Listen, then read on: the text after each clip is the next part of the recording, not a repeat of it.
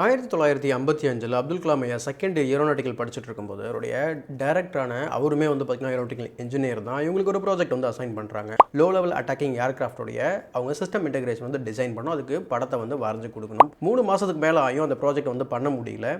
இவர் வந்து ஒரு நாள் வந்து அவருடைய ரூமில் வந்து ஒர்க் பண்ணிட்டு இருக்காரு. அந்த பக்கமாக ஸ்ரீனிவாசன் சார் வந்து போகும்போது எட்டி பார்க்குறாரு. அப்படி பார்க்கும்போது அவருடைய ப்ராஜெக்ட் வந்து பார்த்திங்கன்னா முடிகிற மாதிரி தெரியல, அது தேடுற மாதிரியும் தெரியல சொல்லிட்டு அவர் 3 நாளில் நீ முடிச்சே ஆகணும் அப்படிங்கிற ஒரு கட்டாயத்தில் வந்து அப்துல் கலாம் ஐயா வந்து ஃபோர்ஸ் பண்ணுறாரு. கடந்த 3 நாள் அவர் என்ன பண்ணுறாரு அப்படின்னா அங்கேயே வந்து தூங்குறாரு. ப்ளஸ் வந்து பார்த்திங்கனாக்கா சாப்பிட்றதுக்கு மட்டும் தான் வெளியில் போகிறாரு. பட் அந்த 3 நாளைக்கு அப்புறம் திரும்ப அவர் வந்து விசிட் பண்ணி பார்க்கும்போது ஒரு சில வாரங்களில் பண்ணக்கூடிய விஷயத்தை அவர் 3 நாளில் வந்து பண்ணி முடிக்கிறாரு. ஏன்னா அந்த 3 நாள் நீ பண்ணலை அப்படின்னா ஸ்டைஃபண்டை கட் பண்ணிடுவேன் அப்படின்னு சொன்ன உடனே இவருக்கு இந்த அர்ஜென்சி புரியுது. அதுக்கப்புறம் வந்து ப்ராஜெக்டை வேகமாக வந்து முடிக்கிறாரு.